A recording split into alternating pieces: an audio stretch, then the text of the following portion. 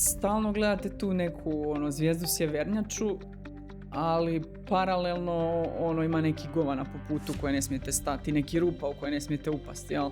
Tako da kad si u startupu stalno kombiniraš taj neki zoom out gdje ideš, mi pravimo ovakvu kompaniju, ovakvu kulturu, protiv ovih konkurenata se borimo, ovakve investitore želimo, tu ćemo biti za 3 godine, vidi gdje smo bili prije 3 godine, vidi gdje smo danas. Stalno moraš raditi taj nekakav zoom out da bi znao kako navigirati. Networking je uvijek dobar, ali ja mislim da je najbitnije rješavati stvarne probleme.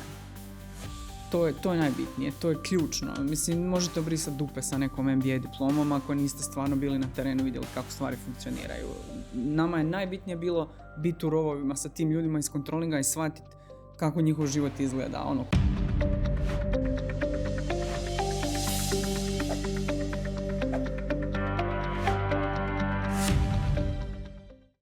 Dobrodošli u serijal MBF Talks, podcasta Špica s Macanom, kojeg realiziramo u suradnji s Master Business Forumom, jednim od najutjecajnijih poslovnih događaja u regiji, a koji će se ove godine ponovno održati u Rovinju od 8. do 11. listopada. Seriju razgovora s liderima poslovne zajednice razbijamo, a ne nastavljamo, sa lidericom, jer do sada su samo bili lideri, a sad imamo prvi put lidericu, i to osnivačicu ili suosnivačicu. Dakle, to je isto nešto što nije kod nas često, da osnivačica kao riječ tek treba zazvoniti i ljudi se moraju naučiti na nju. I direktoricom Farsiera Matijom Nakić. Ti si nam, ono što je vrlo bitno i što moraju svi znati, znači kod ženama je uvijek puno teže, ti si s porodiljnog došla s nama pričati, spremice za MBF došla na podcast. Pa dobro, podcast je gušt, nije sad to neka velika žrtva. Nije žrtva, to mi je drago i hvala što si došla, ali je činjenica da je ženama to puno teže. Dakle, idu i očevi na porodiljni, ali vi imate puno više obaveza kao majke i osnivačice i direktorice. To sam htio naglasiti. Drago mi je da imamo konačno i jednu lidericu. Imali smo 4 lidera i jedno. Ja nadam se da to nije omjer. 4:1. Je li u industriji? Nije nam dobar omjer. Misliš da je tako negdje u stvarnosti? Ne znam kakvi su podaci, ali... Stvarni, ali misliš da je tu negdje? Vidiš otprilike kad si na nekakvim konferencijama i sastancima na visokoj razini da možda je tvoj podcast bolji od stvarnog prosjeka. Dobro, da je do 20%, to bi onda otud krećemo. Znači to nekim 20%. I voljeli imati više liderica, tako da nadam se da ćeš hrabri druge da nam dođu i na MBF i da nam dođu na MBF Talks. Mislim, ne grizemo ništa, i to je sve. Ma sigurno, mijenjaju se stvari jako brzo. Ide nova generacija, galopira. I kako je izgledala, dakle, jako si mlada, a imaš direktorica, znači imao sam iskusne. I bilo je par mlađih kolega, isto tako znači Orka, startup industrija, ili lideri koji su uzeli neke starije industrije, ali su mlađa generacija, ali ti imaš isto kao i Orka, znači novi proizvod, je li tako? Mm-hmm. Cijela nova ste ekipa, isto hrvatski proizvod koji ide u cijeli svijet.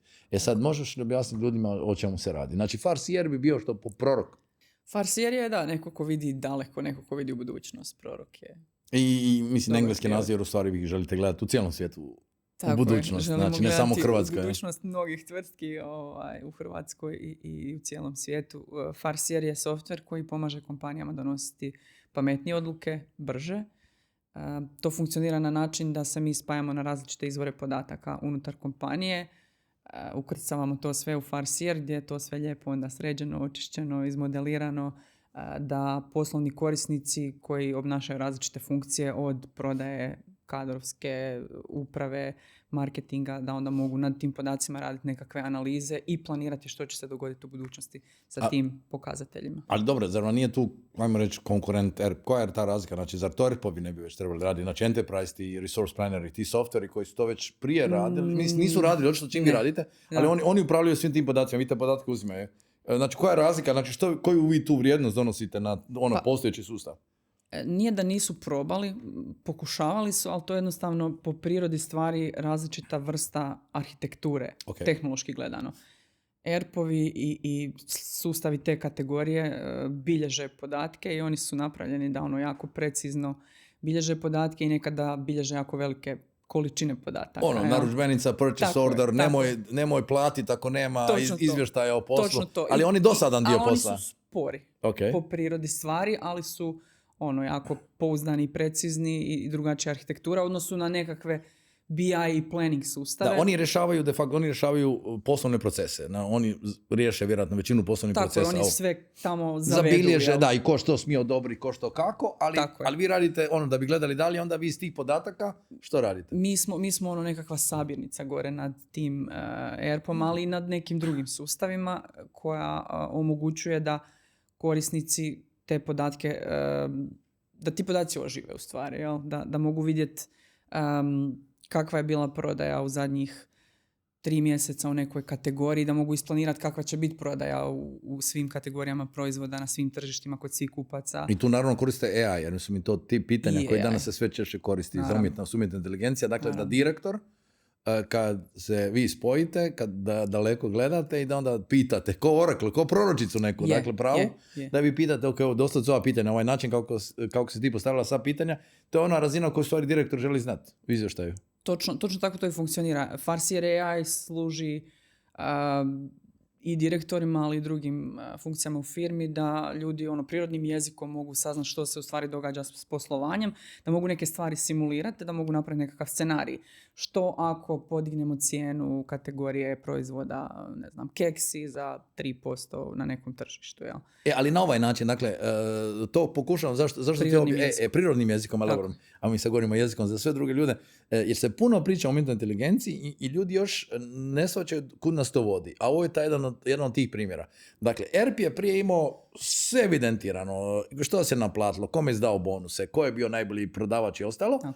Ali da bi se to izvuklo, morao je neki analitičar sjesti, izvlačiti, radi ručno. I čukati. Čukati i po nalogu direktora, ali tako, nije baš nužno, bilo je uvijek točno unique, jedinstvena izrada nekakvog izvještaja. I s tim da imate uvijek neke redovne izvještaje, tipa, ne znam, tjedni, mjesečni, kako koja industrija. Ali su formalizirani. Ali su formalizirani, znaju se kakvi su, ali postoji jako puno ad hoc izvještaja koje ljudi žele znati i to je recimo jedna stvar u kojoj je Farsier odličan, jer to ti direktori mogu dobiti sad da pitaju AI u Farsieru ili da sebi slože neki mali dashboard i pogledaju kakvo je stanje, ali to su neki ad hoc izvještaji tipa koliko smo bonusa isplatili u prošlom kvartalu u našoj firmi. Dobro, ali to su, znači, točno ove stvari. Dakle, ti dobiješ neki ad hoc izvještaj ili nešto što si čak i naručio, što si mogao dobiti prije.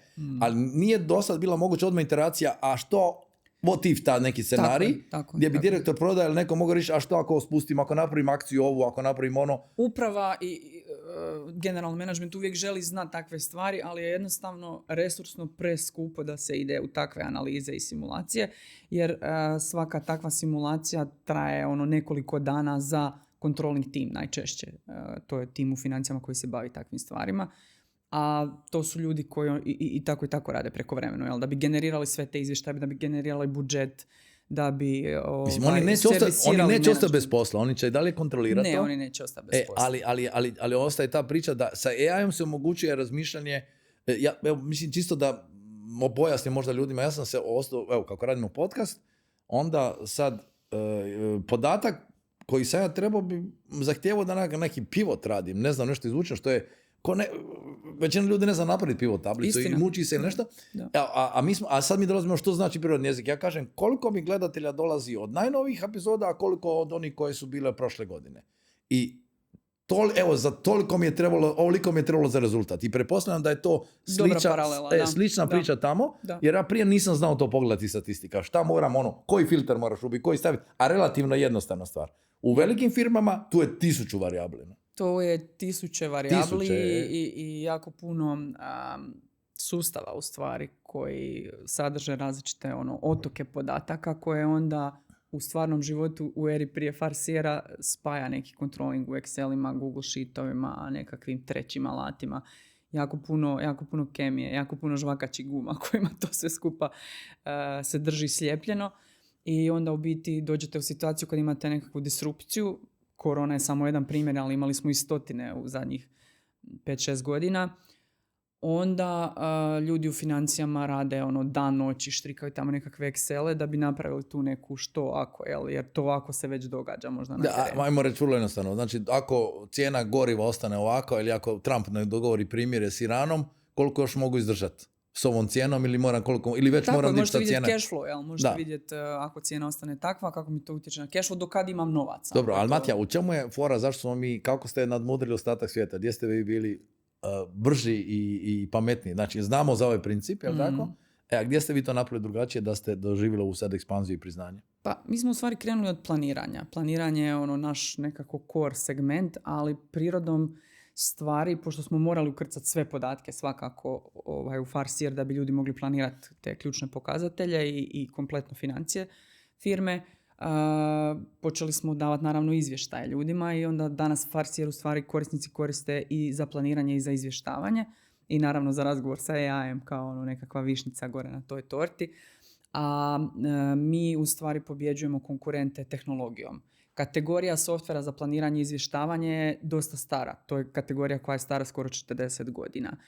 Ono što smo mi vidjeli na tržištu je da do sad niko nije taj softver napravio dovoljno dobro da bi korisnici se makli iz Excela. Iako ih boli, iako je muka, iako ljudi imaju hrpu besanih noći, hrpu prekovremeni, i dalje je to bolje od nekakvog rigidnog sustava u koji ćete uložiti jako puno novaca i na kraju opet nećete dobiti tu nekakvu fleksibilnost i brzinu koju trebate. Da, jer smo i dalje, to je bila mana tih starih sustava. Da su bili su ograničeni i previše rigidni. Hereditary, nasljedno pa plaćaš tantijeme, a u stvari ne slijedi. A s druge strane, zašto studij? Ja sam inženjer, ne znam što si ti po struci. Ti si isto, je li tako? Ali problem je, ja znam kako je jedan put otac sam što rekao, taj Excel može riješiti bilo što. Kad on mi je rekao, on je bio odličan inženjer i znao sve matematički riješiti, ali to je puno varijabli. Ja sam rekao njemu, možda ne treba varijabli kao neki model garaže.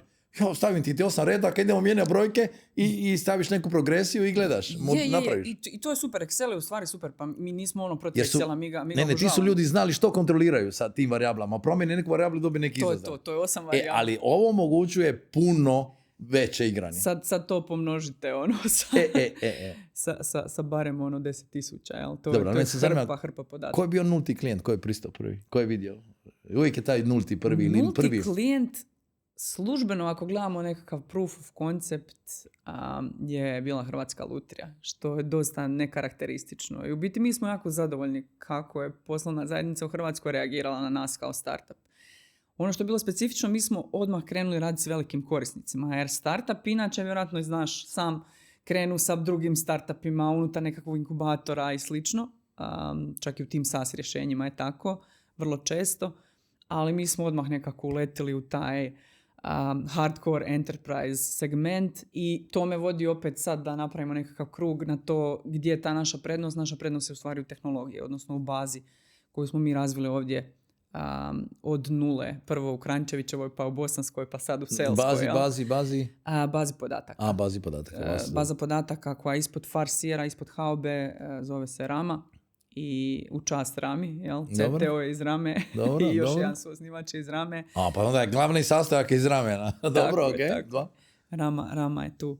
Rama Rules i Rama u stvari omogućuje da ukrcate te ogromne količine podataka, da ih jako fleksibilno jednostavno izmodelirate i da ih onda u stvarnom vremenu pomjerate neke slajdere ili četate sa AI-em i vidite impact. Ali to je u stvari to je ono vaše znanje, to je vaš unik, to je ono što niko drugi nema. Tako je, to je unik. Ok, kako je, imali ste sreću da ste krenuli s velikima, ali za koju je skalu predviđen Farseer? Može raditi već s manjim firmama ili middle pa idete prema većim? Može, ali u biti naučili smo da je bol najveća kod velikih. I onda su oni nekako najzahvalniji korisnici jer im donosimo najviše vrijednosti.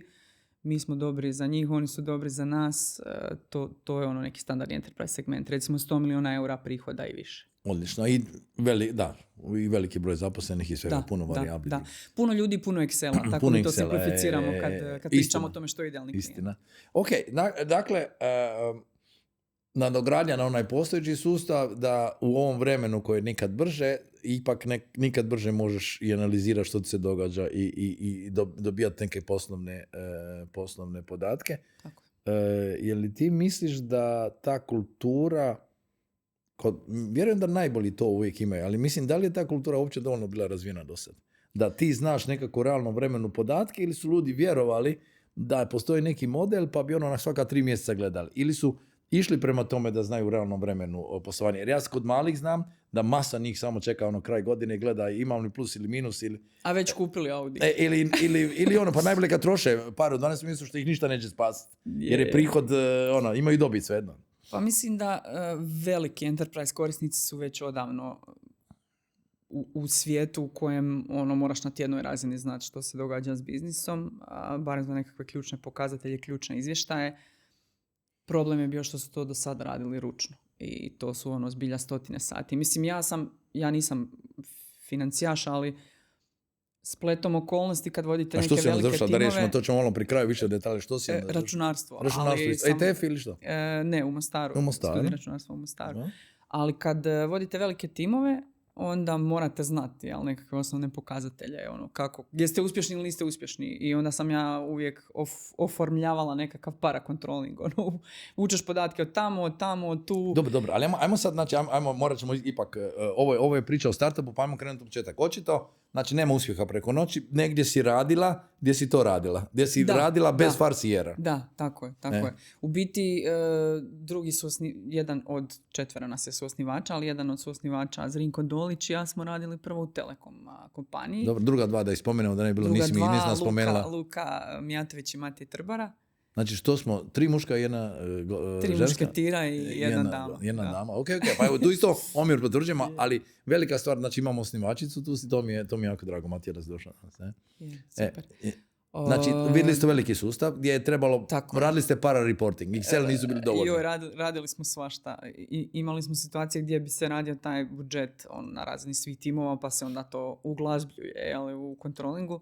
I imali smo situacija kad bi znali ući u 3. mjesec i ne bi bio plan još gotov za tu godinu. Da, ali aj mi sad objasni samo što si ti radila kao inženjer tamo. Si tražila da radila programska rješenja ili... Pa u biti iz Rinka i mene su prebacili u biznis dio. Aha. Iz IT-a su nas ovako lijepo pokupili, bacili su nas u biznis i rekli ajde sad vi malo radite tamo.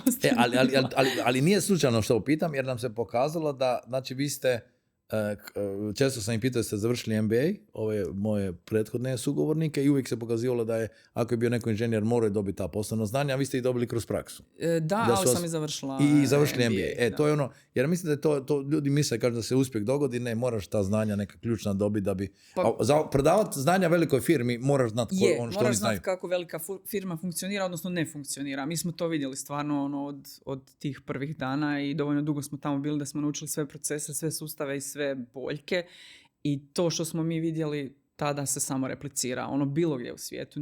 Nije specifično i to je zanimljivo i to nam u stvari daje nadu da će Farsier biti jednog dana velika globalna kompanija, jer problemi su zbilja jako slični. Što je veća firma, veći su problemi, dakle koliko god funkcioniraju dobro, ali su i izazovi i problemi i naravno s ovim promjenama veliki. Mislim, što je nama fascinantno, mi smo u početcima kad smo radili dosta sa hrvatskim kompanijama, misliš si možda smo mi manje zreli, možda smo mi jednostavno tržište koje malo kaska, ali onda odeš van i vidiš da neki Carrefour s kojim pričaš i radiš danas, da neke velike kompanije u stvari globalne vrlo slično funkcioniraju ili ne funkcioniraju. Jer to je možda da je brzina promjena kroz godine bila sporija pa si ih mogao pratiti klasičnim metodama. Mislim da su sad promjene krenule nekako nevjerojatnom brzinom i moraš mijenjati način kako pratiš. Da, i u biti hrpa podataka je dostupna više nego ikad, jel? A nemamo dovoljan broj ljudi. Nismo producirali dovoljan broj dobrih kontrolingaša koji bi to mogli handlat. Tako da je jako važna ta digitalizacija. Da, i onda kako ste se, svaki radio znači negdje imali, skupljali ste ta iskustva i kako ste krenuli štrikati?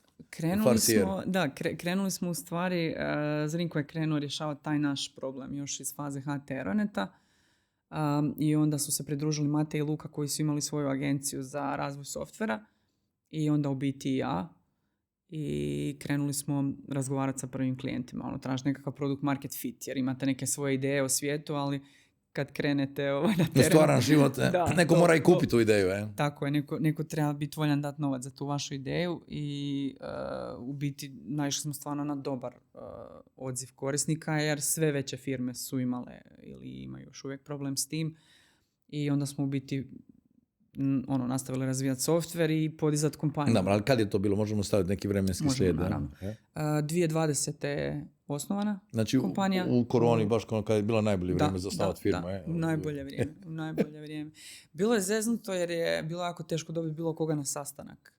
I onda smo se nekako krpili sa tim online-om, ali opet ljudi neće s vama na online ako vas ne znaju, jer je to prvi sastanak, nismo imali tu kulturu, da s nekim se samo čuješ na kola ako ga nisi prije vidio u životu. Pa je bilo dosta izazovno, kako se to danas lijepo kaže. Puno problema, ajmo reći. Ali uspjeli smo doći do korisnika koji su stvarno i vjerovali u nas i imali su dovoljno povjerenja da su bili, imali su dovoljno problema da su bili voljni riskirati s nama. Da, jer netko kad je, ajmo reći, u stisci, ide probati bilo što samo da mu se riješi. I očito su uspjevali to riješiti. I onda je očito kako išla reklama, išla je od usta do usta ili kako? Preporuke?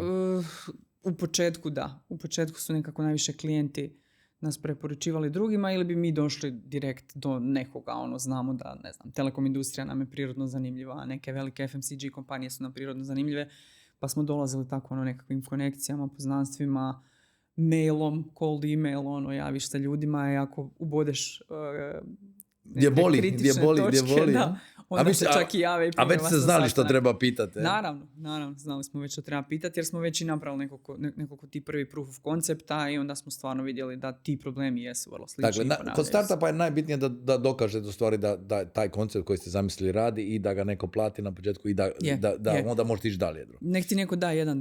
$1. To je uvijek kažem za početak. Dok smo se pripremali, rekla si da smo radili ovaj razgovor prije godinu dana, pričali bi o posve drugačijoj firmi. Znači, to je samo mi smo 6. godina sad, je li tako? Da. Ali to je neusporedivo, to nije linearan rast, to je eksponencijalni rast kod ovakvih firmi i ovakvih situacija. Ne? I onda se stvari jako brzo mijenjaju. Baš je različit Farsier prije godinu dana i danas u svakom mogućem smislu. Sad je to 60 ljudi. Krajem godine nas je bilo negdje 30. Znači 100% u 6 mjeseci. U par mjeseci, da. Novi uredi, ljudi iz različitih zemalja koji sad rade u Farsieru, konferencije vani. Sad smo recimo sponzorirali jednu veliku Gartnerovu konferenciju u Londonu i imali smo odličan prijem. Preko 300 ljudi je došlo, iako su očekivali 50-60 na naše predavanje, tako da očito rješavate problem koji svi imaju, a? Da, prepoznali su problem. To boli svaku firmu. I stvarno. Idete na Weekend Media Festival, ako se ne varam, znači Finance Weekend je vaš, ne? Finance Weekend je naš 3. godina i to je jedna isto jako lijepa simbioza sa Ricovom i onda ćete ekipom. Vjerojatno doći kod nas na MBF, zato i pričamo, znači u početkom listopada.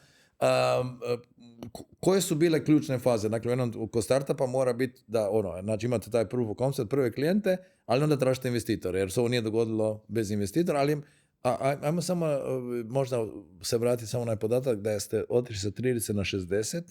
Ajmo reći da ste samo IT firma, vjerojatno bi imali problema. Same čisti štrikeri, što bi rekli, programske firme su ušle onako malo u probleme, izazove, ako nisu otišle u rješenja nekakva ovog tipa ili nekakve nove koncepte.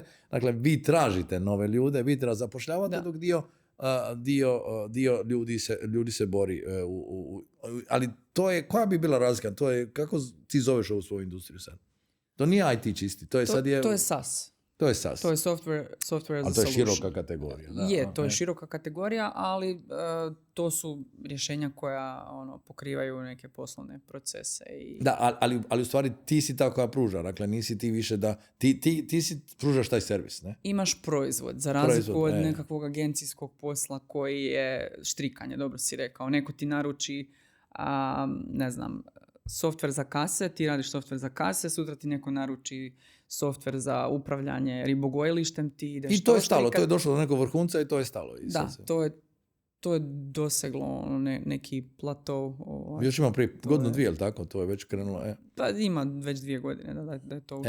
Ali vi ste sad krenuli znači, u ovom smjeru i dakle, budućnosti ima za radit, za inženjere, za one koji imaju rješenje, ali koji nude svoj proizvod, koji nude rješenja, a nisu samo servis nekom. Pa mi smo svi u biti kao osnivači oduvijek htjeli raditi svoj proizvod i nekako sve nas je u karijeri to jako privlačilo i vuklo i išli smo uvijek za takvim pričama i ovo je neka ultimativna priča u kojoj smo se nas 4 spojili i rekli to je brdo na kojem ćemo poginuti. Idemo pobijediti Je, Excel ali ili... krenuli ste, ali kad ideš uz to brdo, što su ti neki ključni koraci? Je li to taj neke faze investicije? Jer u jednom trenutku ako se želiš ovako širiti, morate neko ući unutra. Ne možete biti sami. Možete, ali puno vremena treba ako idete na cijeli svijet. Da, ne možeš parirati nekom IBM-u i Oracle-u na žgance. Ne ide to. Moraš imati investiciju i moraš imati dobar tim. I sad imamo jedno i drugo. Digli smo seriju A relativno nedavno, prije par mjeseci. I sad idemo znači, to je punim jedrima u napad. Prvi investicijski ciklus. Ja volim ponoviti, govorimo o slengu, pa onda samo da značimo što je serija. Slobodno ti mene ispravi, ja zabrijem, naravno. Ne, u redu, nego da prevedemo ljudima koji nije čuo, ko nije u startup svijetu, to je serija A. Serija A je faza investicije kad u biti već imaš dokazan taj takozvani product market fit. To znači da postoji neki solidan broj korisnika iza tebe, zadovoljni su, plaćaju, imaš neke marketinške kanale koji su već uspostavljeni, imaš neku prodaju koja je oformljena i sad u biti tražiš novac da bi to samo proširio. Znači isto u bolje faze nego što je bio SpaceX kad je dijelio ljudima dionice. Tako. On, ja mislim, nije imao ništa tada, ali samo njima obećavao ideju. Znači imate sve to i onda tražite investitora, ali tako? Tako, tražite investitora da, konkretno u ovom slučaju za našu seriju dvije stvari su bitne, to su stvari na kojima mi sad radimo i radit ćemo još sljedećih nekoliko godina, a to je razvoj rame, te naše baze podataka, jači razvoj AI-a i naravno kontinuirani razvoj proizvoda, poboljšanje korisničkog iskustva, dodavanje nekakvih novih funkcionalnosti i slično. I drugi dio je u stvari taj go to market, a to je izlazak na tržišta, evo može se i ali to znači izlazak svijeta, ili izlazak tržište svijeta, izlazak vani, izlazak u zapadnu Europu i u Sjevernu Ameriku. A što oni koji investiraju, oni dobiju, oni su suvlasnici ili samo investiraju i kako ide u ovoj to serija? Oni dobiju dio kompanije, dobiju znači, dionice. Ajmo reći, dijele rizik zajedno s vama, uspjeha s vama. Okay. To je klasično. Je. Da. I to su, ja sam krivo ako kažem da danas nije tako teško dobiti novac ako imaš dobru ideju, dobar proizvod? Nije teško. Je li tako? Znači, samo... Ima dovoljno novaca na tržištu i puno je bolje stanje nego što je bilo prije nekih 5-6 godina. Ali čak i tu, da krenemo od Hrvatske. Čak i govorimo o tome. U našoj regiji ima baš ovi venture capital, znači tih predstavnika fondova koji gledaju tržište. Ja bih rekla ima ih dovoljno i novaca ima dovoljno na ovom tržištu za pokriti taj neki seed koji je prije Series A. To je ono faza kad se još tražite, jel? Pa kažeš daj mi malo love da se malo još traži. Ali kažem, ni to nije problem. Dakle, dok se tražiš, ali to mislim, to bi trebalo biti poruka ljudima, da novaca ima, ajmo se, fokusirajte se na ideju. Budite hrabri, fokusirajte skočite se na neku i plivajte. Ideju što žele, ali moraš ih nešto... Love ima više nego ikad. Stvarno više nego ikad. Okay. Ali to sam i htio da kažeš. Jer u biti kroz ovaj AIF i njihov taj program se spušta jako velika količina novaca i ti venture capital fondovi imaju mandat, moraju ulagati u stvari u kompanije koje imaju sjedište u Hrvatskoj ili koje imaju barem poslovnicu. Znači to je neki europski investicijski fond, ako se ne ono. A što je AIF? AIF je razvojna banka europska. Možda ću sad krivo reći. European Investment Fund, ja mislim da je neka linija. Tako je. Ali to je poruka koju moraju ljudi čuti. Dakle, ako imate proizvod, imate ideju, radite i nije novac, ja mislim po prvi put da novac nije problem nakon dugo vremena. Znači, ja mislim kad je Orka krenula, kad je Ivan kretao s Orkom, tad nije bilo lako dobiti novac prije 10 godina. Čak i kad smo mi tu neku pre-seed fazu investicije uzimali, taman su kretali ovi fondovi. To je tad 20. Taman su kretali Phil Rouge i SCV i začetci su neki bili Escape Capital. To je bilo 2020. Da? 20, to kažem, ali recimo par godina prije si se morao jako... Prije ništa. Kao da smo ništa. Ne znam kojem kraju svijeta. Ništa. A sad imam dojam da smo ušli u te financijske tokove svijeta, da smo postali dosta, ajmo reći da nije ti otežavajući faktor ako to radiš iz Hrvatske. Nije. Jel' tako? Radiš konkurentno kao da si negdje drugdje. Ne skroz idealno, ali... Apsolutno da, jer mislim da startup ne treba ni očekivati nekakve milodare od države. Postoji način na koji se to radi. To je venture capital. Moraš imati jednostavno dobar tim, dobar proizvod, pokazati da nešto znaš i onda ćeš dobiti tu neku inicijalnu investiciju. I to je ko video igrica. Onda ideš na neki idući level. Jel? Na tom levelu opet nešto moraš pokazati. I nema varanja, mora biti rezultat. Nema cheat codes. Naš investitor sve vide u Farseeru, naravno. I koliko je bila ta prva investicija? Prva investicija je bila 100.000 eura. To je ono baš prva neka rana faza koja nam omogućila da mi damo otkaz na poslu i idemo ganjati farsi. Su bili vaši novci ili ste... Ne, to je isto investicija. Investicija. I je li bilo teško naći i odlučiti se? Pa, mi nismo čak ni tražili... Mislim, koja je poruka bila? Hoću od tebe dobiti da samo kažeš ljudima ono što je kod vas prevagnulo, da kažete sad je moment. Pa bili smo u fazi da ili ćemo nastaviti to raditi kao neki side gig, ili ćemo stvarno uzeti tu investiciju, dati neki komad kompanije i ići svi full time u to. A nekako smo osjećali u kostima ono da je dobar timing da krenemo svi full time u to, jer postoji tu neko zasićenje ako ono nekoliko godina nešto radite, a ne vidite neki rezultat. Teško je držati tim na okupu. I ovo je baš bio dobar timing i u biti mi smo se s našim investitorima sreli sasvim slučajno. Nismo ih išli tražiti.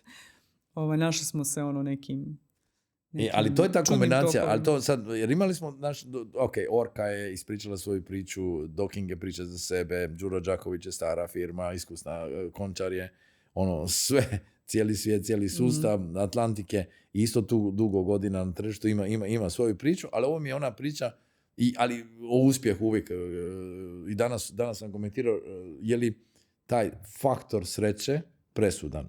I krivo je ako neko misli da jest, jer vi ste znali da je taj moment, vi ste bili spremni i onda vam je došla prilika. I to se uvijek nekako tako dogodi u životu. Kad ste vi spremni i kad radiš, dakle, ne bi taj moment došao, tog partnera vi ne bi prepoznali da vi niste bili spremni. To hoću reći. Morate jako dobro radiš na onome što ti je strast, što ti je posao i ono trenutku se otvori neka vrata. Naravno. Neki pametan čovjek je rekao luck is when opportunity meets preparation.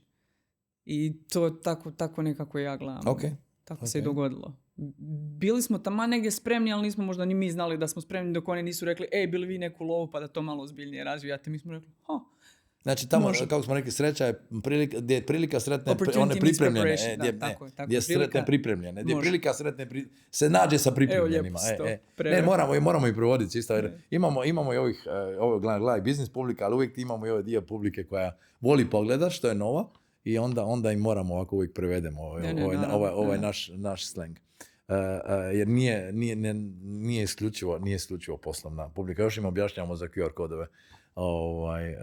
Kako se može koristiti. Dakle, i ne pretpostavljam da svi sve znaju. Jer ova startup kultura je posve nova i zato nam je super da si došla da objašnjavaš kako to, ajmo reći, za Orku nam nekako je, Orka im je lakše objasniti jer im je bila kad su bili dronovi, jer imaš dronove, imaš rat u Ukrajini. Ma i ne samo i svi pričaju o tim dronovima. I onda ti imaš proizvod, njima je jasno, treba puno dronova, ratovi dronova, ima tu neke računice, trebalo razminirati Hrvatsku za Docking. A sad ovdje kako nekakva mala firma ide, jer zanimljivo, ima nešto zanimljivo, to mi se jako sviđa u stavu, ja ti dobro slušam, da si ti rekla, ako se želiš nositi, gledaj, sa IBM-om, koji ima problema, ali s Oracleom, koji je the firm, onda moraš imati to i to. Dakle, to je vaš cilj, to su vaši, ajmo reći, konkurenti. Da. Znači, najveća svjetska firma mi se tučemo s njima na dealovima. Nije to sad neka moja fantazija. Mi se s njima tučemo na dealovima i redovito dobivamo. Tako da... Zato što si rekla, oni su hereditary, oni nasljedni sustavi koji godinama rade nešto, ali očito nisu stigli na ovu razinu na koju ste vi došli. Preveliki, pretromi. I onda svaka promjena jako puno traje. Evo, recimo, za jednog od tih velikih vendora znamo pouzdano da imaju jednom godišnje nekakav release cycle, odnosno trenutak u kojem oni nove funkcionalnosti proizvoda puštaju. A vi? Tjedno. Doslovno na tjednoj razini u stvari se znači, jako dobro osluškujete potrebe korisnika ili što se primijenite kod jednog de facto. Mislim da je to ta rama koja u stvari uči cijelo vrijeme i jedno... I rama, i AI, i taj neki... To korisničko sučelje, da sad ne koristimo anglizme gdje nema potrebe. Stalno u biti, kao što si rekao, osluškujemo korisnike, gledamo način na koji oni koriste, gledamo način na koji ljudi reagiraju kad im demoiramo proizvod, korisnici koji će tek postati korisnici, ljubitelji opere i to. I onda u stvari kontinuirano prilagođavamo proizvod. Jer ovo što sam već rekla na početku, problemi su slični i rješenja su slična. Ako riješiš jednome, vjerojatno možeš riješiti nekome drugome. I onda oni to dobijaju kao rješenje od jednoga, de facto svi dobijaju kao nadogradnju već u nekakvom sljedećem brzom ciklusu. uvijek tako od starta. U Farsiru nismo nikad gradili ono nekakve skrivene fičere i ne znam, gumb za HT ili nešto slično. Nije vrijeme da još ovo znate, ne? Da. Tipični SaaS u stvari, imaš taj neki ciklus i sva poboljšanja idu svim klijentima. Dobro, ali to znači da se i taj ciklus, ovo što si samo rekla, neko je radio prije jednogodišnji, upgrade na main release. Dobro, ali sad će morati promijeniti ako vi radite tjedno. Vi osluškujete promjenu, osluškujete tržište i to je i u mom poslu i u kriznom komuniciranju ostalo kažemo speed kills. Imam dojam da onaj ko brzo reagira na tržištu, ko brzo reagira na potrebe klijenata i dobija taj poguranac, dobija vjetar u leđa. Je. A vidjela sam jedan dobar meme, šteta da ne možemo sad pokazati, ali možemo ako nam ga pošalješ. Hoću, poslat ću vam.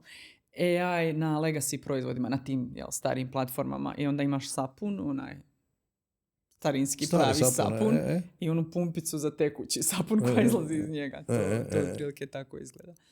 Da. To je onako, nešto tu je, nešto moraju napraviti, ali ako nisi od početka ako tome... Ako nisi napravio novu arhitekturu i dalje je to staro rješenje. I dalje je to sapun sa pumpicom. Sapun s pumpicom, neka slikica lijepa i ostalo, ali kako ti ne znaš što radi iza, ti misliš da ne može bolje. A AI je pokrenuo tu revoluciju prije svega, dakle, vratio bi se možda na taj način da si prije ipak i ti ljudi u kontrolingu i svi su morali savladavati taj sustav. Ne? A ovdje ćemo doći do toga da onaj sustav koji bude što prije ili što bolje govorio običnim, normaliziranim jezikom, da ti samo kažeš možeš li mi reći ovo. Da doslovce na ovaj način, što si ti već navela taj par primjera, i mislim da to oni vaši korisnici ne žele ići nazad. Samo traže more of the same. Još više istoga. Možeš mi napraviti ovo isto što se napraviti za ovo, možeš mi napraviti za ovaj segment. Za ovaj segment. Što nije uvijek jednostavno, naravno, nije tako lako. To tako i funkcionira u stvarnosti, da.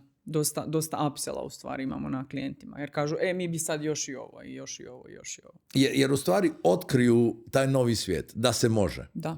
Znači, vi de facto korisnicima govorite ono što smo svi govorili da ne može, mi to riješimo. Tako nekako, da. Zvuči dobro. Ovo je dobro. Možeš za marketing. Pa nešto i radimo u marketingu. Ovo ti je dobra prodana rečenica. Ja. Dakle, svi, jer odjednom im otkrite taj novi svijet, jer jedna je ključna stvar svrhe. Postoje ljudi u kontrolingu, postoje Exceli, svi ti podaci postoje, ali nema nikad dovoljno vremena, nikad dovoljno ljudi. Ali ako odjednom ti možeš početi pitati, što ti si znatiželjan, svaki normalan poslovni čovjek dobije jedan podatak. A pita, mogu li dobiti još ovaj? Pa mogu li dobiti još ovaj? Neki drill down. Pa možeš li me usporediti s konkurencijom? Naravno. Pa možeš li mi pogledati open source? Evo izašli su rezultati.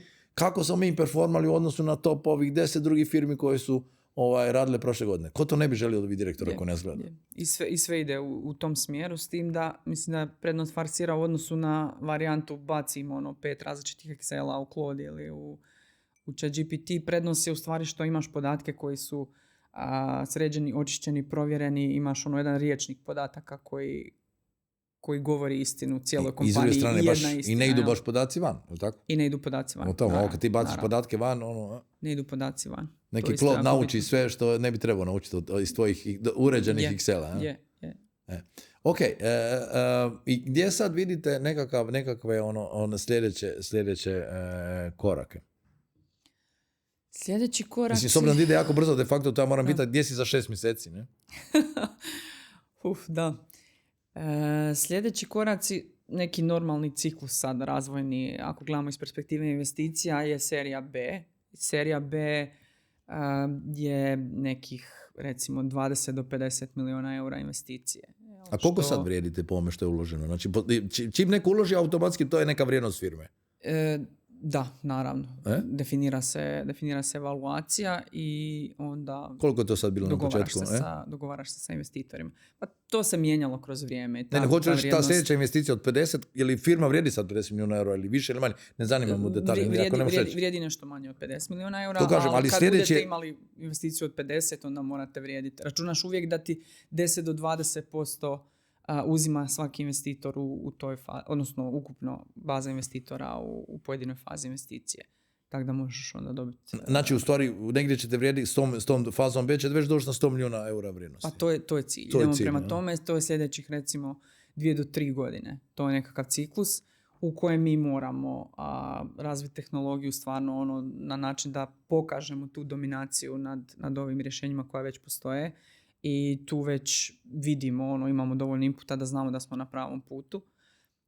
I naravno da na tržištima koja su nam ciljana, to su Zapadna Europa i Sjeverna Amerika, imamo ono, dobar pool korisnika koji plaćaju puno i kupuju još od Farsiera, proširuju sustav i jako su sretni i zadovoljni s nama. Jel? Tako da moramo doći na neki double digit annual recurring revenue, a to je glavni KPI za Farsier i za svaki SaaS u biti, a to je prihod koji imaš od licenciji. To je ono što I to dvostruki rast, znači 100% rast. Ne double digit je što hoćeš, preko koliko postotka? Kad ti kaže kako ćemo prevesti na hrvatski to double digit? Double digit, da. Postotak mora biti u desecima postotaka, to hoćeš biti kao mora biti rast. Znači ne može biti ne u malom, moraš imati veliki rast u stvari. Moraš imati veliki rast, mi smo do sad imali, da bi bio zanimljiv investitorima koji ulažu tolike novce. Da bi dobili povrat. U stvari oni žele nadstandardni povrat. Oni žele nadstandardni povrat, ali ta igra funkcionira na način da će oni uložiti u, 100 startupa, od tih 100 startupa jedan će uspjeti jako i bit će ono neki Uber ili Facebook ili nešto. Ili SpaceX. Ili nešto malo manje. Ili SpaceX. A svi ostali će biti negdje u sredini ili će skroz propast, jel? Tak da, ali to tako ide, to je statistika. Oni tako vraćaju lovu, na to se klade visije. Dobro, znači vi se gledate de facto na 100% rast u 3 godine, realno, kad se pogleda to, vrijednosti kompanije, ne?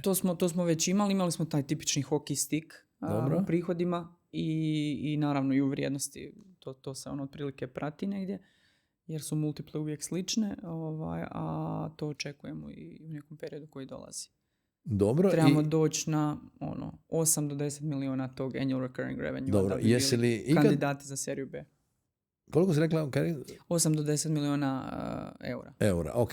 Znači prihoda od licence, što kažeš. A jesi ikad osjetila ikakvu zadršku prema vama zato što dolazite iz Hrvatske? Da te malo gledaju iz visoka, ne? U Austriji. Ne može se. Da, oni su Austrijanci, ono što sam ja shvatio, teritorij, je nevjerojatno, hoću reći, konzervativno, u smislu dosta imaju tih starih rješenja i sporo se mijenjaju. Zato mi je zanimljivo to, jer nekako u razgovorima s njima sam uvijek shvatio, imamo dobre modele, radi, imamo tamo, ali nisam bio siguran da su spremni prihvatiti nešto novo, tako da me možda i ne čuti. Vjerujte da smo mi bolje digitalizirani i rekla bi kao država razmišljanjima i kao država i kao kompanije nego što su oni dosta onako tradicionalno. Jer oni još žive o tome svak ima posla jer je sve to kako je bilo, ne? Pa ne znam, funkcionira to tamo nekako, ali ako ne pričaš njemački, to su naša iskustva, ne kažem... Za dah ne može, dah moraš pričati njemački. Da, ne kažem da neće se javiti odmah sutra kompanija u Hrvatskoj koja je super stvari napravila, a niko u firmi ne zna njemački, ne znam, kod nas nije niko znao njemački. Ali prednost, slažem se, prednost je. Ali hoćeš raditi startup koji se želi proširiti globalno, Hrvatska tu, zato što su imali neki zajednički nazivnik do sad, svi su rekli da im Hrvatska više nije, da im je više plus nego, naravno u obrambenoj industriji, ali da im je više plus nego minus, da im nije otežavajući faktor. Hrvatska ima dobar brand. Uh-huh. Hrvatska se ne gleda kao zemlja istočne Europe. Mi smo nekako se izdvojili zahvaljujući turizmu, a rekla bi čak i nogometu i stvarno imamo dobar brand i automatski izazivamo simpatije. Jer kad krenete na call sa nekim Amerikancem, tamo ide taj neki chit-chat, jel nećemo bejsbolu pričati, naravno da pričamo o Hrvatskoj i kako je Hrvatska preljepa i kako super smo u nogometu, a tak smo mali, kako su oni bili na jedrenju ili bi htjeli ići na jedrenje. Ili bila neka zvijezda kod nas, pa ga znam. Da, nešto. Ta konekcija se jako lako u stvari ostvari na krilima brenda Hrvatske. Da, a kako je poslovati u Hrvatskoj, kako je, recimo, bilo je uvijek pitanja za vaš tip kompanije, ako su, koliko se sjećam, radili neke promjene rješenja, je li problem se to ovdje se regulirate ili ipak idete van, radite te dioničarske sporazume, sve? Da, mi jesmo, nama je sjedište u Americi. Uh-huh. Napravili smo taj takozvani Delaware flip, jer smo mi inicijalno osnovali firmu u Hrvatskoj 2020. A onda smo prije te seed faze investicije 2022. smo napravili taj takozvani Delaware flip, gdje smo u stvari američku kompaniju stavili gore na vrh, kao 100% vlasnika hrvatske kompanije. i da bi lakše i brže digli investiciju, jer je tamo sve klik, klik, klik i nama je i seed runda i serija A bila klik, klik, klik. Nikakvih papira, Znači tu malo još, javnih tu bilježnika. radije idemo ipak tamo gdje je to uhodano, u stvari gdje su investitori, ne? To s tim da mi imamo hrvatsku kompaniju, svi ljudi su zaposleni tu i svi prihodi su tu, tak da... I vi se smatrate hrvatskom kompanijom? Apsolutno. Ovo je krovna kompanija koja nama olakšava te neke investicijske stvari da riješimo, ali i taj ESOP, odnosno podjelu opcija zaposlenicima. To sam htio pitati, je li lakše to riješiti sad tamo nego... 1000 puta lakše. Ali jesu naši išta mijenjali ili najavljuju samo da će promijeniti? Nešto se dugo najavljuje, ali se nije promijenilo još. Nismo vidjeli ništa još. I kao sve je na rubu, što god da napraviš, sve je na rubu. Tako sve ti mogu prigovarati još. Nije bilo uopće moguće, koliko ja znam, nisam pratila zadnjih godinu dana, to nema pojma šta se događa, ali nije bilo moguće osim ako nisi DD. Možda su sad nešto promijenili, možda su uveli nekakvu opciju, ali opet se moraš ali puno kompliciranije nego vano. Sa 1000 savjetnika posavjetovati i plašiti se da si možda u nekom prekršaju. Tamo je to stvarno, imamo software jedan koji se zove Karta, u kojem je apsolutno sve vezano uz dionice i investicije i podjela ESOP-a i sve pod kontrolom kako treba biti. Nije to da je, klik. Ali nije da je to loše kontrolirano, nego jednostavno to je tamo uhodano i to je riješeno. To je takav neki način razmišljanja. Znači malo nam fali tu u našem zakonodavstvu da budemo, ajmo reći, startup orijentirani. Nismo startup friendly, bar što se tiče zakona. Bilo bi lijepo. Ali iako je velika konkurencija u tom smjeru, jer je puno lakše raditi u nekom uhodanom sustavu. A koga zapošljavate? Koga trebate? Ćemo malo oglas za posao. Jeste li poželjni poslodavac? Pa ja bih rekla da jesmo, ali dobro, svak svog konja. Mislim, je li tražite ili vam ljudi kucaju na vrata? Jedno i drugo u stvari. Mislim da već imamo solidan brand i među inženjerima, ali i među ovim go-to-market. Ali niste krenuli odmah kao farsijer? Ili ste odmah krenuli kao farsijer? Krenuli smo odmah kao farsijer. Od 20. Da. A radili ste s nekim brand consultingom? Mi smo sad prije nekih par mjeseci u stvari mijenjali branding. Nismo mijenjali ime, mijenjali smo vizualni identitet. Ali ovo ime ste od početka bio farsijer? Ime od početka super. Farsijer. Ali kako ste to riješili? Samo tako rekli? Hoćemo biti proroci? To smo samo tako rekli i nedavno smo zaštitili u stvari to ime i naš get sheet done, jel? Sheet kao sheet iz Excela. Get sheet. Kao... igra riječi, da. To.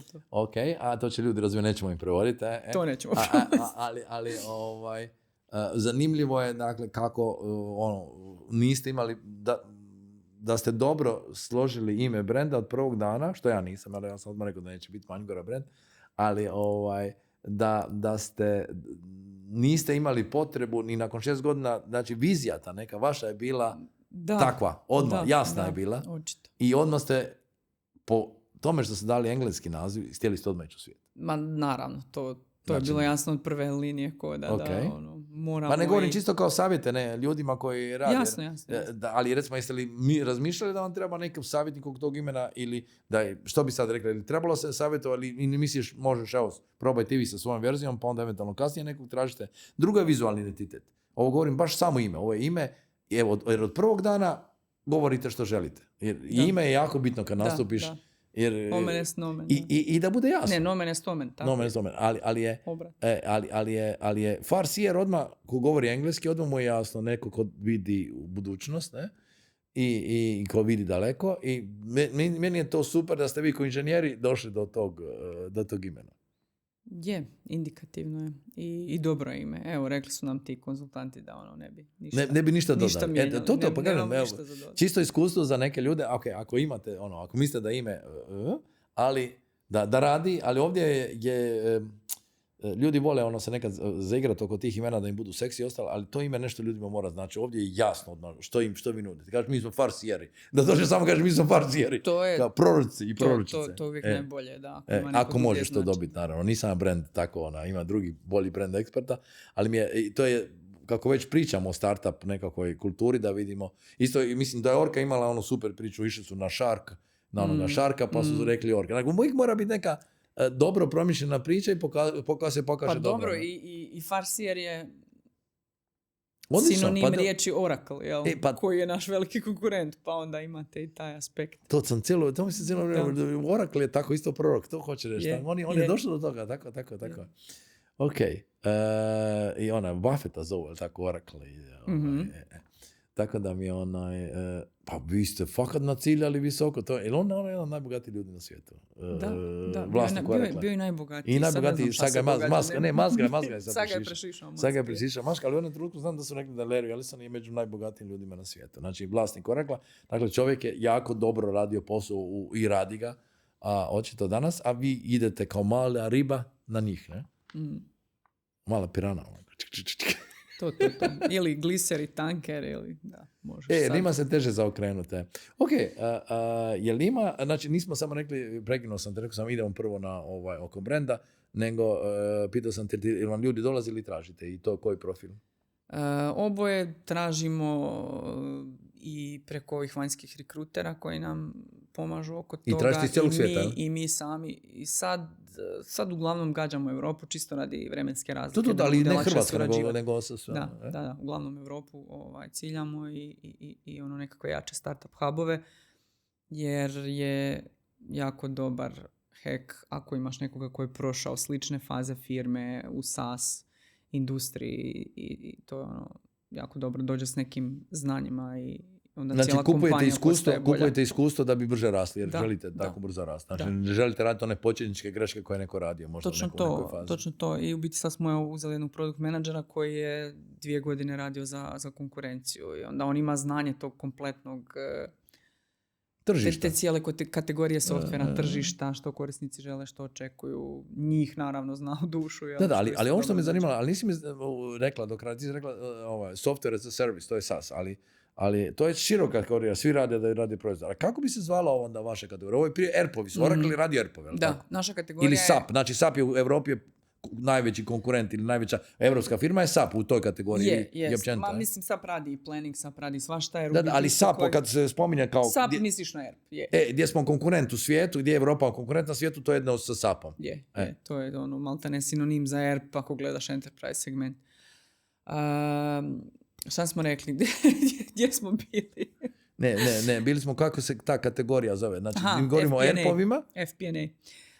Financial Planning and Analysis. Iako su zakomplicirali sa tom kategorijom, pa imaš nekoliko različitih termina, ali mislim da je ta Financial Planning and Analysis financijsko planiranje i analiza.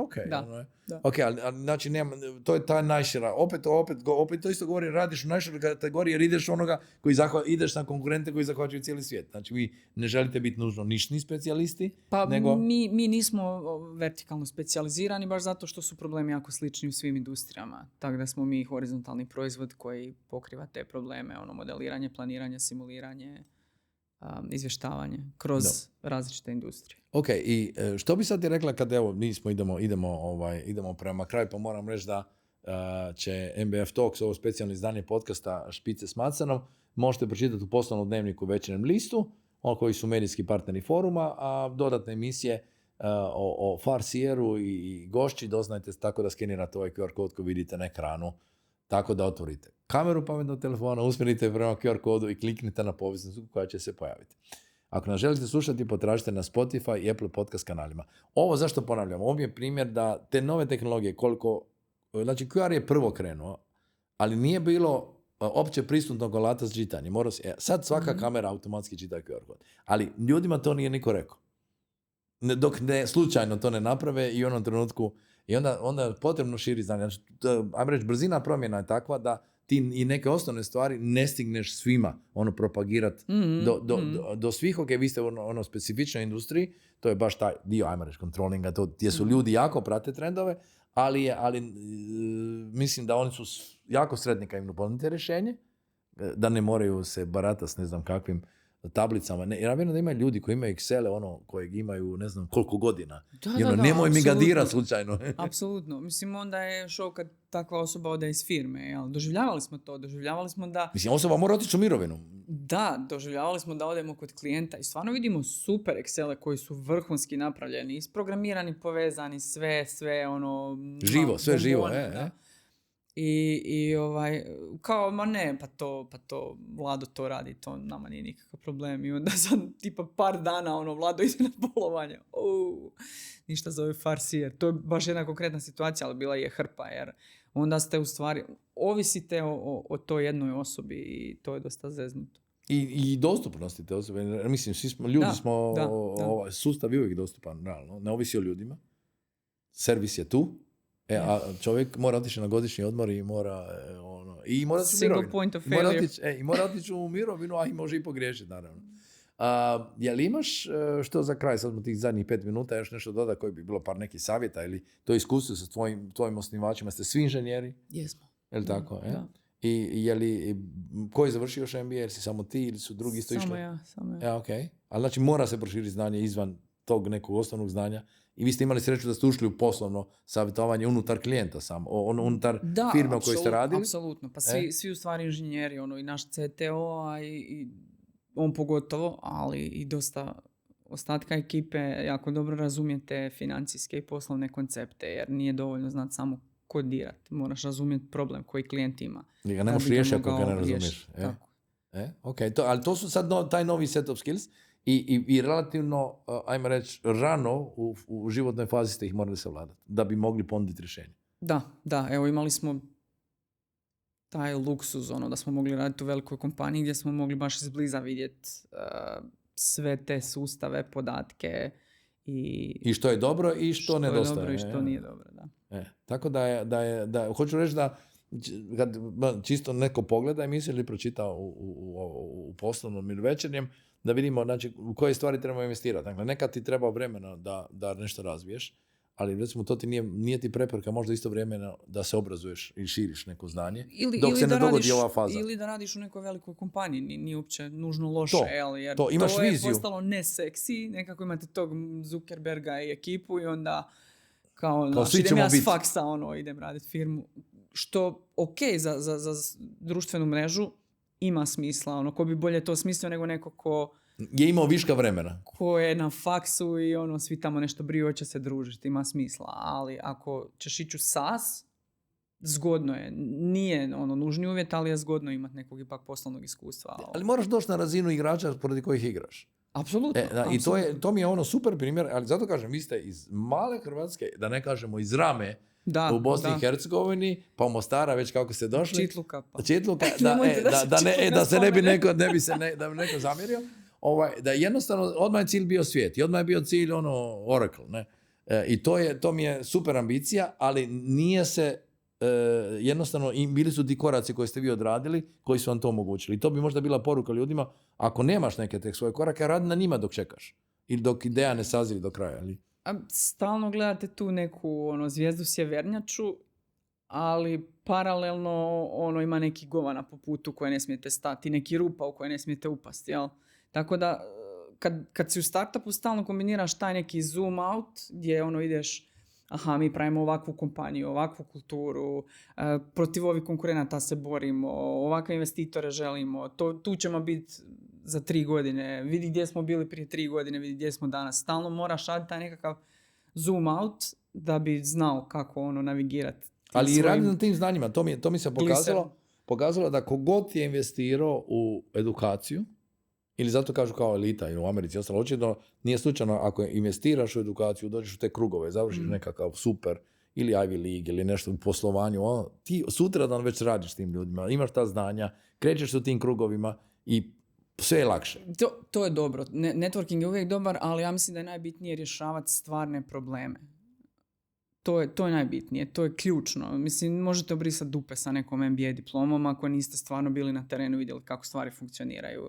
Nama je najbitnije bilo biti u rovovima sa tim ljudima iz kontrolinga i shvatiti kako njihov život izgleda. Koliko različitih izvora podataka oni moraju pročeprkati, čime spajaju, kako spajaju, kakve su to kemije, pumpe takozvane, katanje Excelica, koje su to metode da bi mi znali napraviti najbolji mogući softver za njih. I da bi govorili isti jezik, znači vi kad uđete njima u sobu, oni kažu ovi ljudi znaju što nama treba. Pa u biti većina ljudi misli da smo mi financijaši, što je super. Ali to je kompliment, to je super. Znači govorite njihov jezik, ali mora se dogoditi taj ključna promjena da ste iz IT-a otišli u taj controlling i da ste to radili godinom. Koliko godina ste bili tamo? Nije ni Zrinko ni ja nismo radili u kontrolingu, nego smo radili u nekakvim biznis funkcijama. Biznis funkcijama, to govorim. Nekih 7-8 godina. Ali kažem, nije malo. Jedan razvojni ciklus ste bili tamo. Dok niste sazreli. 2 olimpijska. Ali ono što kažu, svaki 7 godina se i čovjek mijenja pola i stanice što kažu. Znači, jedan ciklus, neko kaže, opet sam došao do neke konkretne brojke, nije preko noći. Nije. Znači, 7 godina ste upijali, možda stariji. Upijali ste probleme, nalazili rješenja i onda rekli, mi možemo bolje sami. Da. I ima ko će nas u tome podržati. Da. Lijepo si to sažao. Ne, mogu. Pogledaj ponovo, pa onda zapišite nešto. Možda ćete moći jednostavno prepričati te priče kasnije.